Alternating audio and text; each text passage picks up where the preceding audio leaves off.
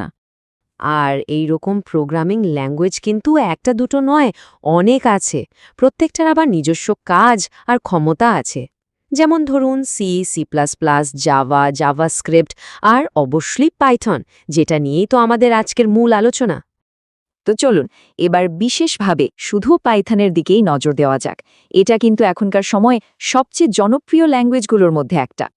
জানেন, এই পাইথনের যাত্রা কিন্তু শুরু হয়েছিল ১৯৯১ সালে।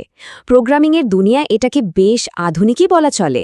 আর আধুনিক বলেই কিন্তু আজকের দিনের অনেক জটিল সমস্যার সমাধানে এটা এতটা কাজের।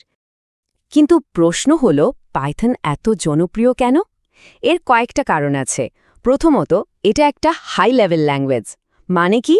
মানে হলো এর কোডগুলো লেখা হয় প্রায় সাধারণ ইংরেজির মতো করে, কম্পিউটারের ওই দুর্বোধ্য 0 আর 1-এর ভাষায় নয়। আর ঠিক এই কারণেই এটা শিখতে যেমন সোজা, এর কোডগুলো পড়তেও বেশ পরিষ্কার আর সাজানো গোছানো মনে হয়।